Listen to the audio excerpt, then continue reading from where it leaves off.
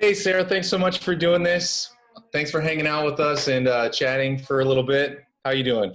Thanks, Kevin. I'm great. I'm here in Los Angeles having a wonderful time. It's a beautiful day.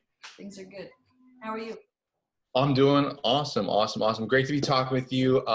For those who don't know Sarah, Sarah is a professional tap dancer based out of Los Angeles, but she's toured the world. She's super killing. She's successful as always, and you might know her from Postmodern Jukebox videos online, where she's tapped along to Scott Bradley's piano playing, along with his ensemble. And we met originally through your musical director, Drew Tucker, a good friend of ours, who brought me into the fold for some performances with you.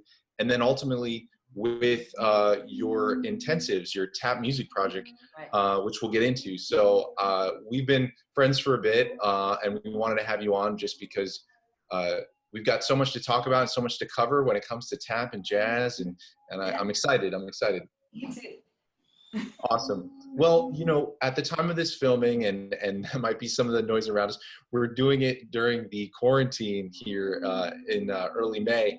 And so, how have you been making this transition? For all musicians, it's been really a struggle with the loss of almost all of our work, live work at least. And I know a lot of musicians out there are struggling to find ways to make ends meet or just stay involved with playing or performing. So how are you dealing with that transition during this time? Well, what's really awesome about this time too is realizing that as a tap dancer, you can survive throughout this time, especially with teaching online, and that's been amazing. And I've taught all over the world, and oftentimes it's unfortunate when so many people from all over the world say, I want to take a class. I want one of these days. I can't, hopefully I can get to America, or maybe you can come here. But this is so great because I can just set up my computer, and in my Zoom class, I'll have students from Japan, Greece, Canada, all over the United States, South America, everywhere. So we're actually very connected now, and that's been really awesome. So I'm very thankful that I have really cool downstairs neighbors that don't mind me tap dancing, and I can just set up my tap board in my kitchen and do some classes. That's awesome. I've actually, during this time, we've attended these classes. I mean, I attended some of the free ones you were giving away, which were awesome, going through just some beginner to intermediate stuff.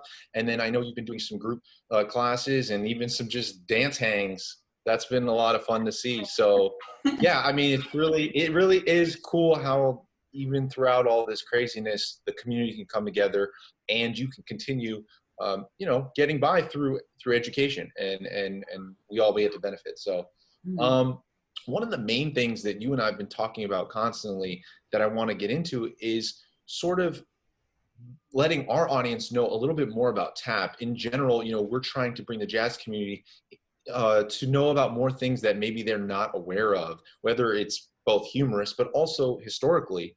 And one of the things that's been awesome about being a performer in your band has just been I've learned so much. I was never exposed to tap growing up, Mhm. at least even in the jazz history. And everything I've learned, every time we're in when a performance or we're on tour, I'm learning something new about tap. So for someone who really has never gotten into tap or heard about how it's connected with jazz, how are tap and jazz connected historically, and where are they at today? When because there's tap dancers all over the world performing right now. So I Yeah, was not even aware of that community. right. Where's that kind of getting a sense of that trajectory? I think would be really helpful for our audience. Totally. So, with the similar backstory, I mean, if we go super back, we have the slave trade and, immigrants coming from everywhere. So the story goes, and within the tap dance community, this is all up for debate as well. Hmm.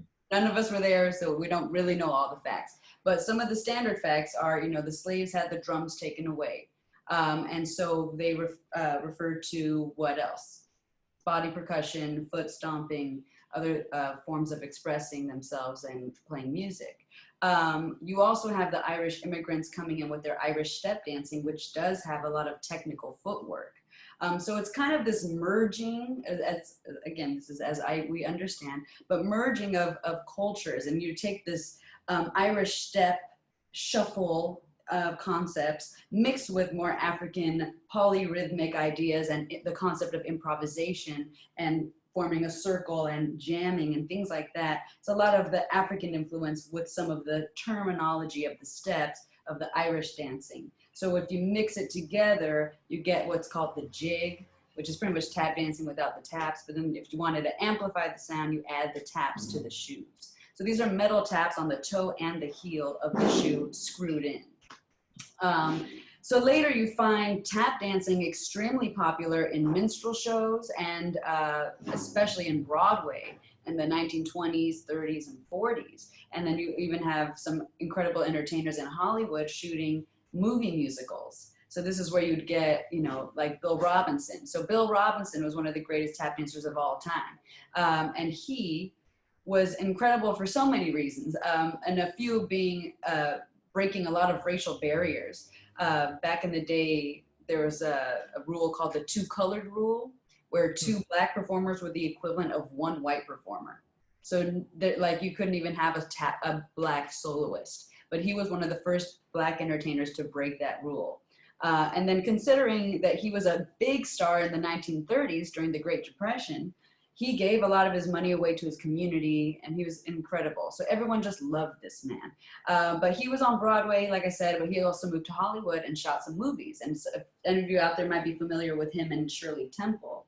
Also the first ever interracial couple to hold hands in a movie. Like I'm saying, this guy was major.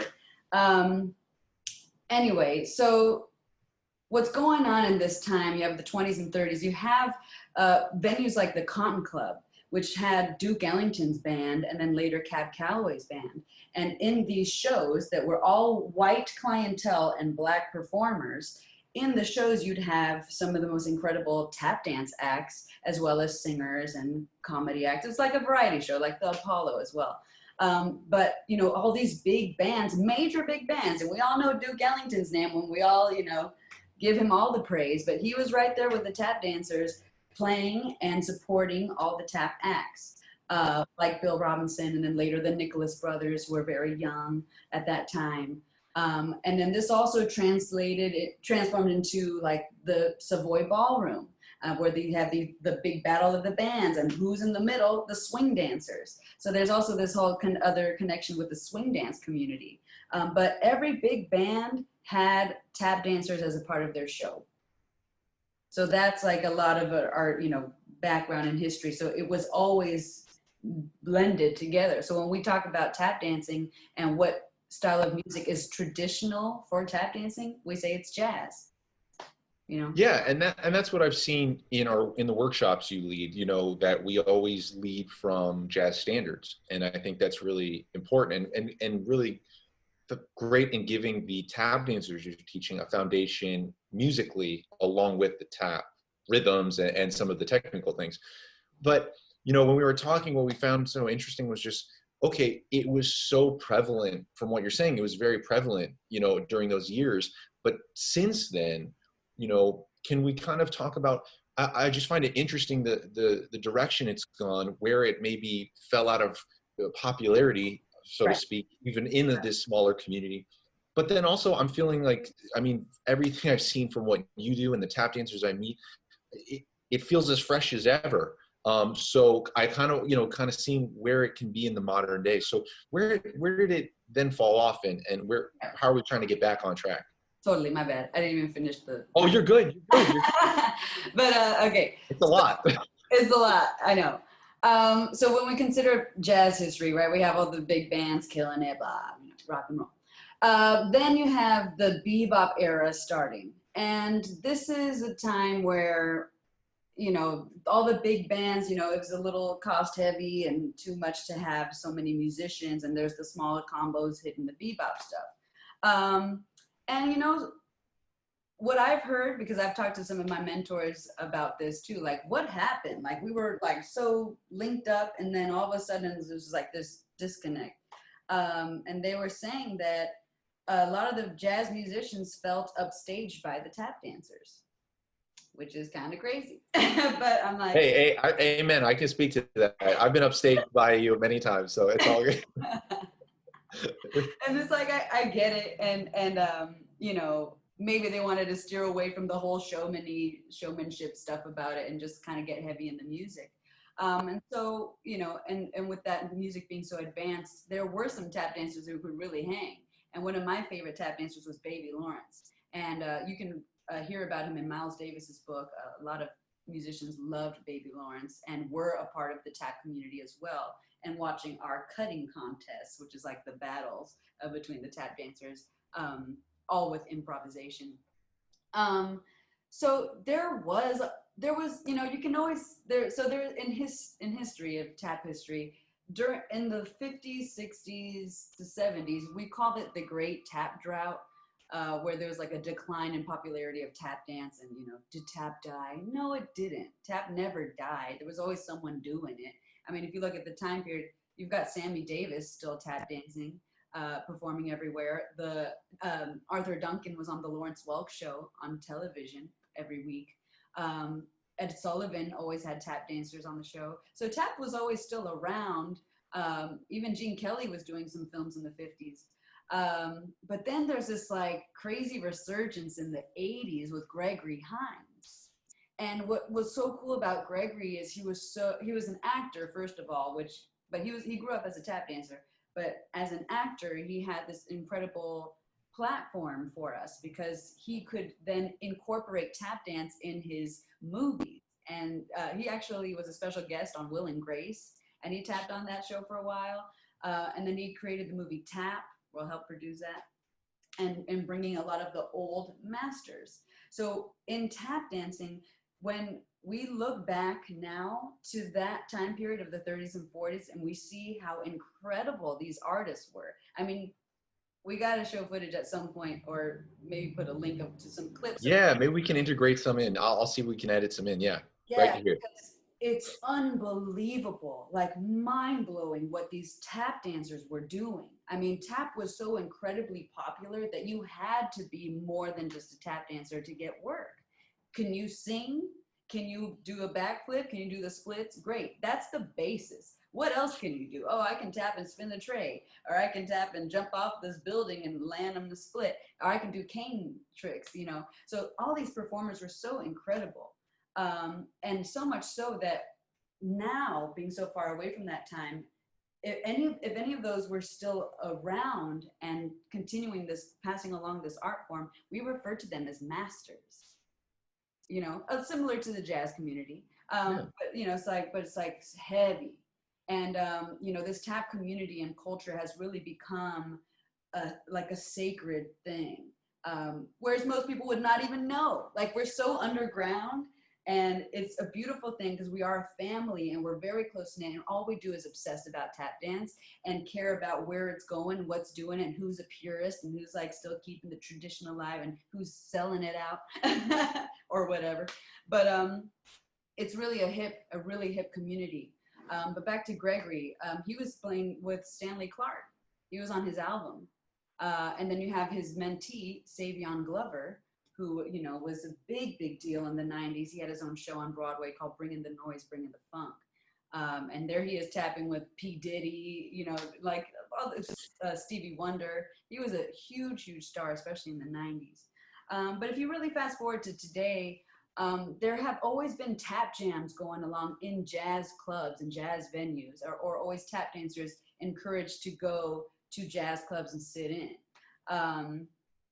So that's what's really awesome. And Michaela Marino Lerman is a tap dancer out in New York. She used to have a tap jam every Sunday at Smalls, where a lot of tap dancers could go and play with the New York guys, musicians, and everyone. So, and you know, we still do that everywhere else. So whether you're in America or anywhere else across the world, hopefully it's always welcomed. But I've heard from my tap community people that sometimes it's not welcomed. And so this is what concerns me, is the level of education of jazz musicians about tap dance and what their perception is of it. Because so many times I've heard that people say, oh, I go and I try to sit in and I'm not welcomed. Or they don't really know what's up. So then they're like, nah. But then there's other times when they're like, okay, and then they're like, this is amazing, come back every week. But I just do feel like, Right. Yeah. Not expecting it. yeah, I feel like it's not talked about in jazz history classes. Amen. I mean, that's the statement of the year. I mean, I agree. I had not, I went through all of the typical routes of jazz education, both private lessons and being in, jazz ensembles when I was young and then going to jazz college. I mean, at every step of the way, there was not a single mention Right. of tap at any point. Yet then when we, linked up, I was like, my mind was open to this entire history. And then not only that, you're sending, resources and clips to me like, hey, check this out. Have you seen this? And it's not only the best tap dancing, but like you were saying earlier, these are people who did it all.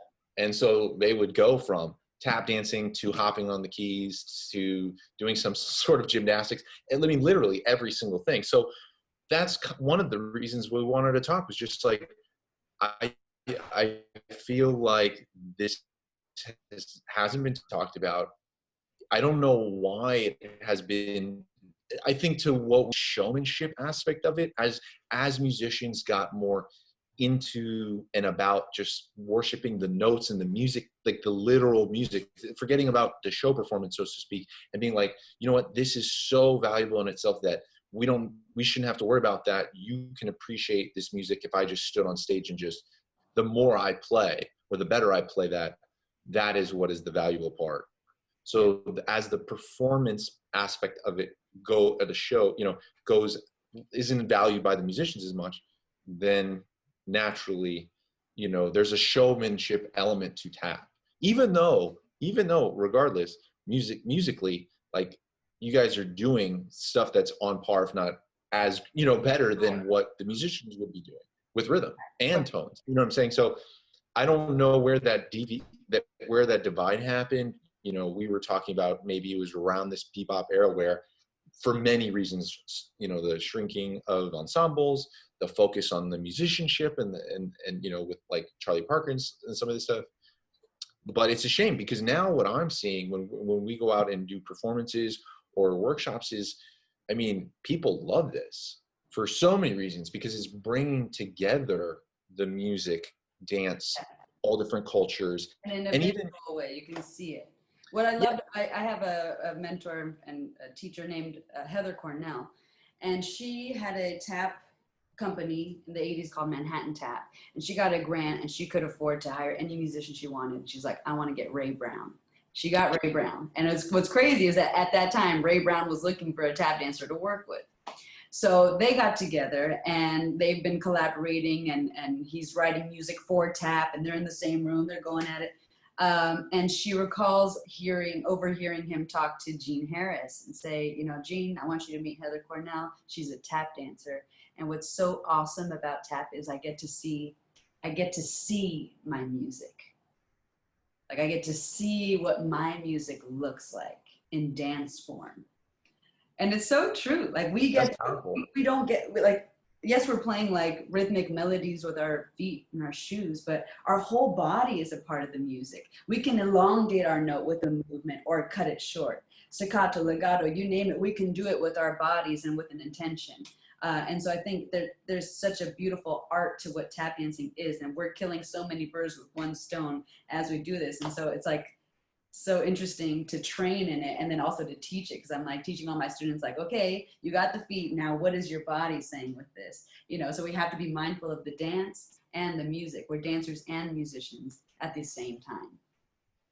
100%. I mean, it also for the audience, I mean, those musical elements are felt just so much more when they can visually match what you're expressing.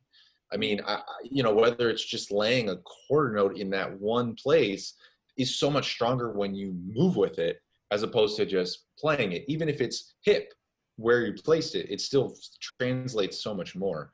I mean, so all this to say that, like, basically I see tap music alive more than ever. I mean, the community that you've built, and anytime I'm along for the performances, the audiences love it. And I would just say, where do you see, or what are you trying to do with tap now so that it kind of carries forward? Because you definitely want to both acknowledge and be well versed in the tradition, For but sure. then at the same time, I see collaborations you're doing with the most modern cats. So, you know, what do you think is kind of the best way to go about bringing, like you said, education, but what are the other ways we can bring tap in back into the fold?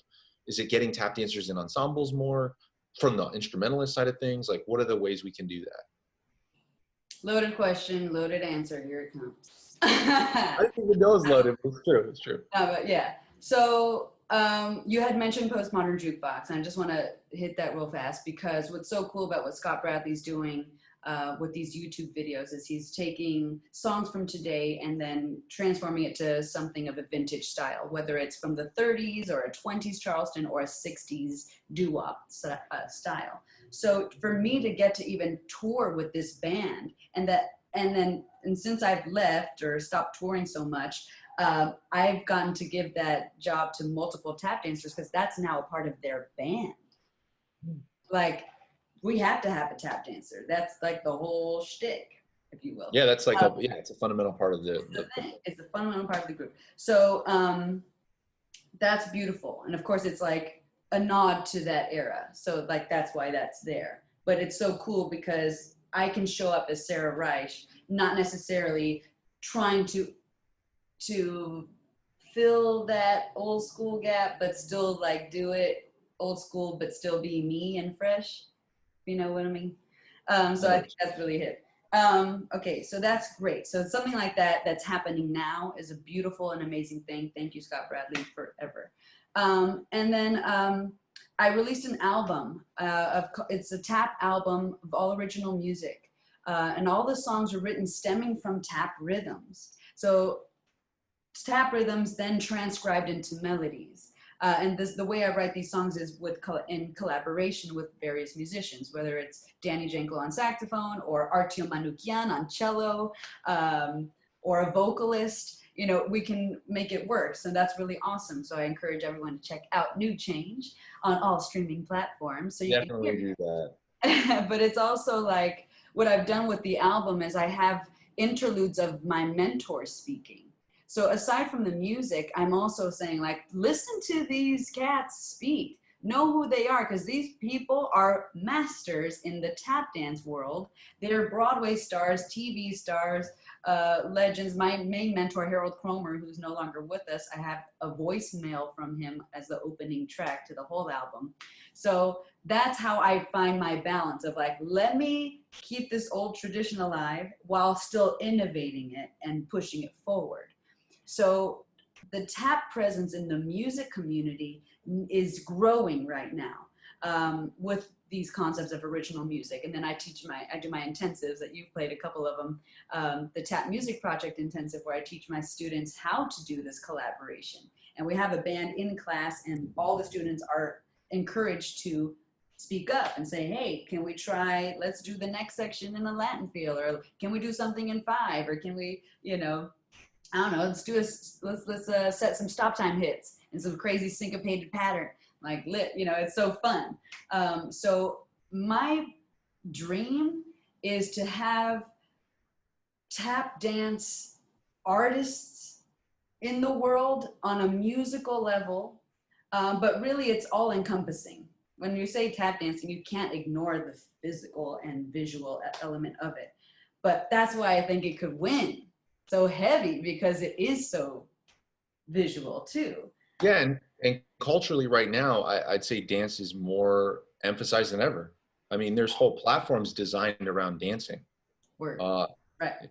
So it's like, I always say this, like, I would love to win a Grammy, and I would love for there to even be a category of tap music at the Grammys. Why not? We have our own language of rhythm, and it's incredible and it's beautiful. And man, if y'all need to see what's going on in the tap community right now. I'm telling you, there are some beasts out there killing everything on incredible musical levels. And it's really unfortunate, but I'm gonna stop talking in that language because I feel like as tap dancers, we're always constantly like damn, where's the work? Where's the this? Where's the that? As I'm sure some musicians feel as well.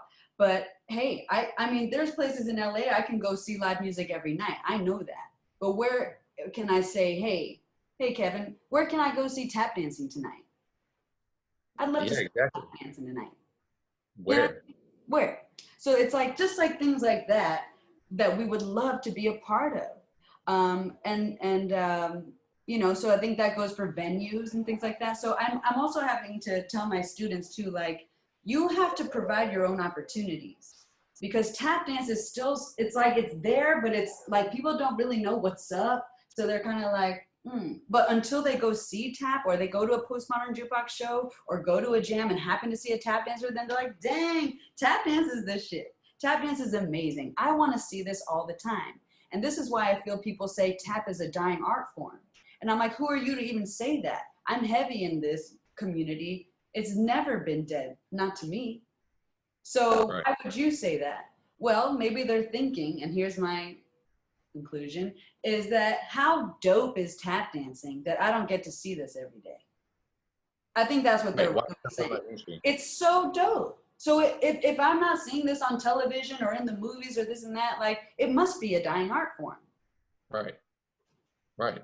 I think you're right on the, you're nailing it. And what I would say is that I think what a better time than ever, because I think, you know, if to all the tap dancers and musicians, to kind of, you know, musicians bringing tap dancers into the fold, you know, for tap dancers hitting up musicians, you know what, you might get rejected at some of those jam sessions by cats, but you know what, keep going. Like, if the tap dancers and the musicians that get it will keep pushing, like yourself, and those are the ones that are going to make sure this keeps going, if not, you know, and growing. Because I mean, like I said, every time we go to we do a intensive or we do a performance, I don't see it. It doesn't feel dead to me. It feels more alive than any jazz show I'm doing. You know what I'm saying? So like, I think it's just a matter of time and a matter of those people that are willing to kind of carry on, you know, and bring it to a new level. And that's what you're doing. You know, we have so many young musicians that listen into this, and also tap dancers from your community. I wanted to kind of briefly get into some technical things and some things that will help those listeners out there. When we're in the intensive, you often start from the jazz standards, right? And like we mentioned earlier, what, for the tap dancers out there, what is your way of approaching learning jazz standards? And because that might be a little different. You know, there's a couple elements involved there. There's both the you know, there's the lyrics, there's the melody, and then there's, of course, hits and improvising. So there's a lot going on. How do you kind of start to attack a jazz standard from a tap dancing perspective? So we'll hit A Train first, and that's a classic, you know, way to start. Let's take A Train. And so I first have to break down this whole concept of form and 32 bar chorus. Okay. Because if you keep in mind, tap dancers or dancers grow up in a dance studio. So we're usually playing a track. Sometimes studios like to play top 40 music just to keep the kids excited. You know, there's maybe not such traditionalists, but there are those type of teachers out there as well. I was very fortunate. I grew up with very traditional teachers playing. We had to dance to it, don't mean a thing. And like, you know, it was always jazz. But unfortunately, not a lot of students get that at their dance studio. So when they come to the intensive, we have to start from scratch and say, look, this is a common jazz standard. The form AABA, 32 bar chorus. Let's break that down. What does that mean?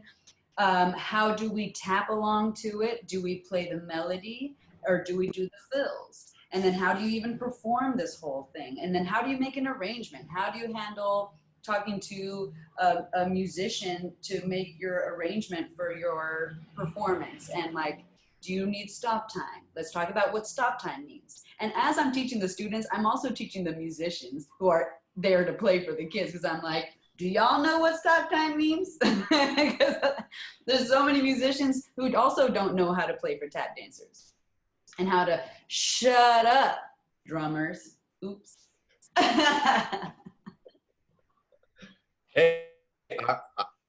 You're talking about me. I know it. I've been there. No, Kevin, you're great. Nah, but for like, I feel like so, oh my God, here I go. Drummers, I love y'all. We love you. But it's like, if you can't hear us, we can't hear us. You're drowning us out. Chill off of the cymbal, cut it down. Let us all be heard. Let us play together. Let us listen. Anyway, so we talk about jazz standards and forms. We call out some tunes. And then I have this playlist on Spotify of jazz standards that I give to them, like just shuffle and listen to it all. There's various styles. I mean, there's only so much we can get to, but just basics on form and how to handle yourself and like the proper etiquette at a jazz jam and how to not solo over a sax player, things like that. I just feel like so much of this is not taught in dance studios or in jazz music classes, like we said, and there's not even history mentioned, let alone how to play with some tap dancers. And it's not rocket science. It's really just like, all right, can you hear the tap dancer? Maybe you're playing too loud. Take a cue. If they want some stop time, hook it up, But we also have to learn how to communicate that as well, which is why I started this intensive to teach these ways. Yeah, the emphasis on communication is huge at the intensives. And one of the things that like I said, when we're the performers, when I'm with the band, we're learning how to communicate in your language and let alone learn about how tap works with the ensemble. You talked about basically tapping the melody and so forth. One of the members in our audience, they had asked, how do you, as a tap dancer, how do you get away from just tapping out the melody and actually tap melodically? Because you talked about tap having actual tones to the tapping. It's not just rhythm. And especially, like you said, if you have a drummer who's overpowering you, they're not going to hear the subtlety of the tone that you might be intending. Yeah. Give me 1 second. I want to bring my tap shoe here. Oh, please, please. So, like the drum set, you've got all these different tones, right? Here's my beautiful rose gold shoes. Toe tap, heel tap. Bass drum, right here.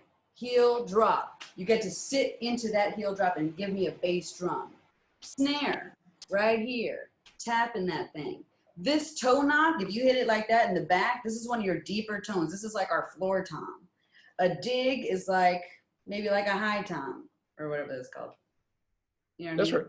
Flat foot stamp, that's our cymbal crash. Boom. So we have all these tones. We have the inside, we have the outside, and then depending on your technique, you can hit certain different things. So we have so many tones. We have so many tones. And so it's a beautiful thing. And then, when you brush the toe, brush it back, that's called a shuffle. Paddle and roll, we have like certain terms for steps and grooving steps. But so like with these tones, having tap dance for so much of my life, I know I can close my eyes and hear someone do a step and I know exactly what it is because I know the sound of a dig. And I know the sound of a brush and a step and a heel and a flat stomp and a stomp that lifts off of the floor. It all has its own sound and note. So when tapping to say a bebop tune and you want to match each lick, or say, like when I do Billy's Bounce, I'm thinking what tone da da ba ooh ba dee ba dee ah ba ya ba dee ba ya ba ya. So I'm thinking about what can shiggy match best to the melody of the song I'm playing.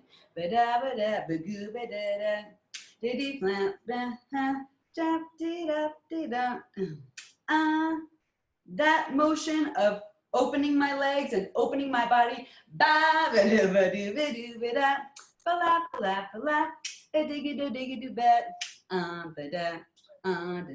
And then knowing how to fill in between. And this is why I also encouraged my students to read and write basic rhythm notation. And I've studied this from studying piano, but especially studying drums. And I also highly encourage my students to learn how to play the drums, because what you learn how to like sit in a groove and know how to just hold that down, because tap dancers, we love to just play rhythms. That's all we do. That's not our language, to just loop a groove. We're like, you know, we're going crazy throughout the whole thing. Think about it. We're taking a long drum solo for the entire song. Nothing has really been repeated, unless you were talking about the concept of phrasing. So back to that motif, you mentioned the motif.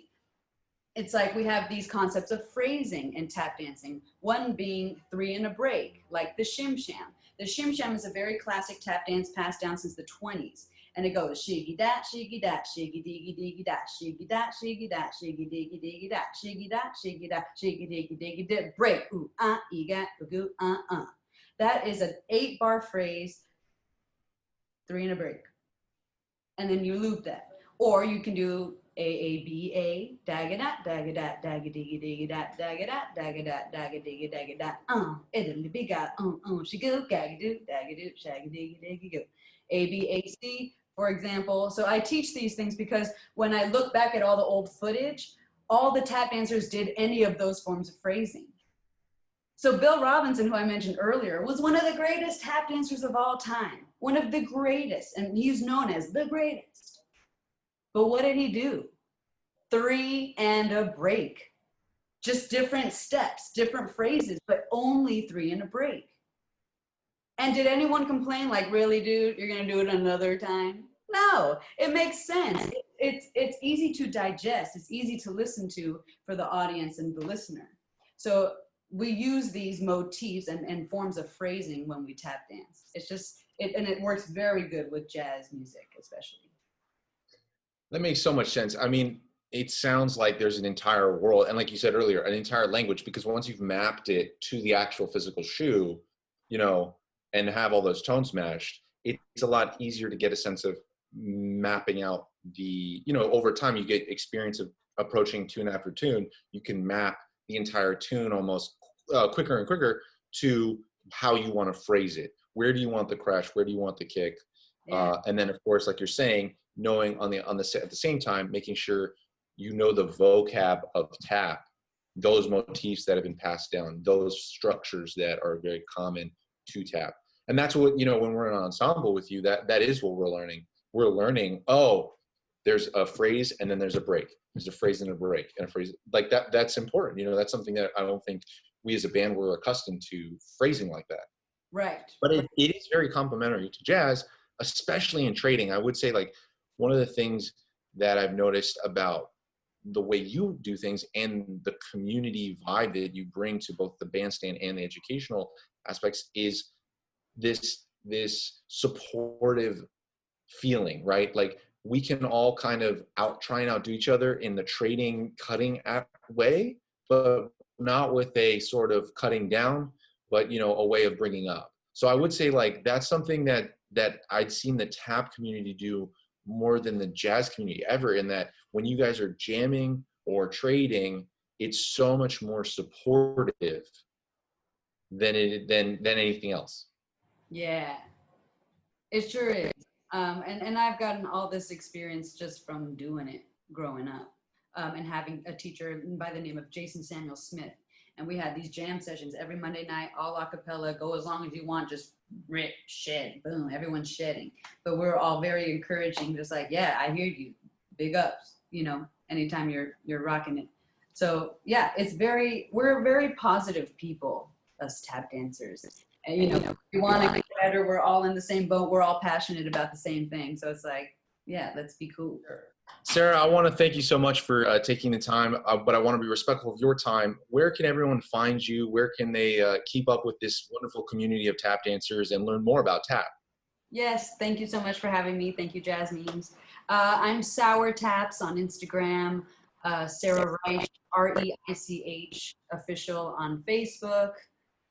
What else is there? Check out the New Change album on iTunes, Spotify, Amazon. And then just go on YouTube, man. There's so many videos of great tap dancers on YouTube, but some of my favorites to check out, and I just want to shout out the incredibly, like, killer jazz tap dancers: Baby Lawrence, Jimmy Slide, Chuck Green, Bunny Briggs, who danced with Duke Ellington. Man, there's just so many. and this is too bad to like even name right now, but check out those and then let them like take you in the rabbit hole of our world. But Sarah Reich, Sarah Reich. huh? I was saying Sarah Reich. Right. Right. Anyway. No. You're The technical difficulties are interrupting the jokes. Oh, we good? We good? Yeah, we're kind of back. Go ahead. Awesome. Well, real quick, before we go, is there anything, I know, is there anything you want to say to the community before we go? I mean, we've talked a lot about TAP, about what it can do for the community, about what people need to check out and learn, and how jazz and TAP can come together. Is there anything you wanted to leave our audience with before we go? Sure. Just to educate yourselves, get hip to it. We're all a family. We want to play. We want to be around. We'd love to have you around with us too, you know, so let's bridge the gap. Jazz festivals, jams, whatever it is, let's open the doors and just be cool about it all. Wonderful. Thanks, Sarah. I appreciate you taking the time. I know there were some technical difficulties with this quarantine, but we'll make it all right in post-edit. And I look forward to talking with you again. And next time we can play live together. That's what I'm really looking forward to. So we'll do that. Thanks, Kevin. But I'll catch you later. And thank you guys again. Thank you so much, Sarah. Thank you.